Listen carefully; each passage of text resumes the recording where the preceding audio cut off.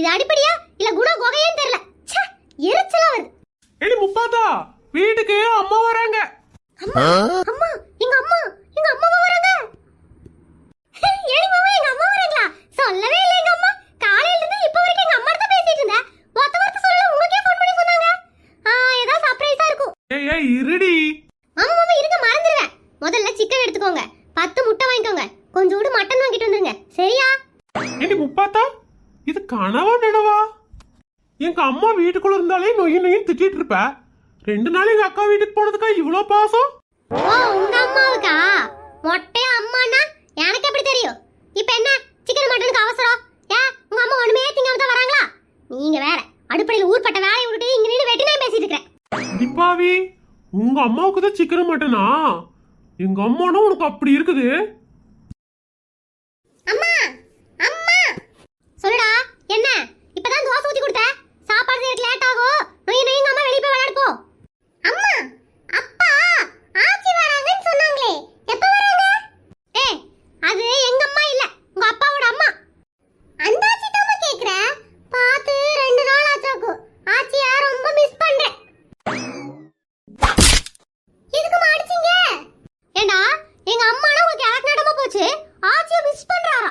எங்க அம்மாவை 10 வருஷமா மிஸ் பண்ணிக்கிட்டு இருக்கேன்டா. அதுக்கு என்ன சொல்லுவேன்? மரியாதையா போயிரு. எரிச்சல் ஆயிடுச்சு, சுடுதண்ணி போய் சாய ஊத்திடுற, ஓடி போயிரு. என்ன கேட்ட? ஆச்சி எப்ப வருவாங்கன்னு தானே கேட்டேன். அதுக்கே இவ்வளவு வயலன்ஸ்? எங்க தொட்டப்பத்த வச்சேன்? இல்ல நீங்க ரொம்ப கோவமா இருக்கீங்க, நான் கிளம்புறேன். சஞ்சய் வாயை வச்சு கொஞ்சம் கம்முனு இருடா. இவங்க கிட்ட வாயை கொடுத்து அடி வாங்க உடம்புல தெம்பு இல்லடா. புருஷன் தான் விளக்கமாரா வாச்சிருக்குதுங்க வத்தம்னா, பிள்ளைங்க குப்பை தொட்டியா வாச்சிருக்குதுங்க. சீ, என்ன அடி? என்னடா கணத்துல கை வச்சுட்டு வர? அப்பா அம்மா அடிச்சிட்டாங்கப்பா. அடிச்சாளா? எதுக்கு? ஆச்சி எப்ப வருவாங்கன்னு கேட்டேன், அதுக்கு போய் அடிச்சிட்டாங்க. எந்த ஆச்சியடா கேட்ட? அப்பா நம்ம ஆச்சி தான்ப்பா கேட்டேன். நம்ம ஆச்சியா? அதை யாரு சொல்ற? அப்பா உங்க அம்மா தான சொல்றேன். என்னது அவங்க தான் நமக்கு ஆச்சி? நீங்க வேற யாப்பா? ஏற்கனவே கண்ணெல்லாம் வலிக்குது, இதுல வேற இந்த அப்பா ஆயிரத்து கேள்வி வேற.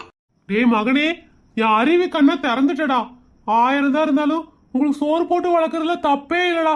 எங்க அம்மாவை நம்ம ஆச்சின்னு சொல்லிட்டு போறீங்களேடா, நீங்க வாழ்கடா. என்ன மதியத்துக்கு சோறு வேண்டாமா? ஒரே அம்மா புராணமா இருக்குதே. இவ ஒருத்தியத்தான் நம்மளால ஒண்ணும் பண்ண முடியல. இல்லம்மா, இங்க ஏதோ காக்கா பறந்துகிட்டு இருக்கு, அத விரட்டிக்கிட்டு இருக்க. நடு வீட்டுக்குள்ள காக்கா?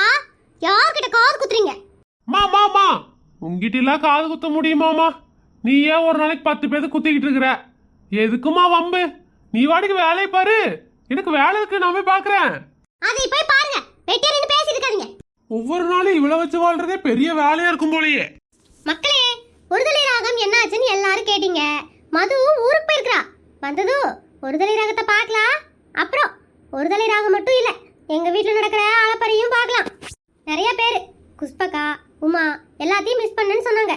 கண்டிப்பா உங்ககிட்ட சொல்றேன். அப்புறம் ஒரு கமெண்ட் வந்துருந்துச்சு. அதுல ஒருத்தர் சொல்லியிருக்காரு, புருஷனுக்கு அடங்காத நீ எல்லாம் செத்து போயிரு, எதுக்கு உயிரோட இருக்கிறேன்னு. அந்த கமெண்ட்டுக்கு பதில் சொல்லணும்னு நினைக்கிறேன்.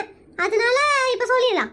புருஷனுக்கு அடங்காம இருக்கிற நானே செத்து போகணும்னா இந்த மாதிரி கமெண்ட் பண்ற நீங்களும் செத்து போயிருங்க, சரியா? அப்புறம் மறக்காம சப்ஸ்கிரைப் பண்ணிருங்க.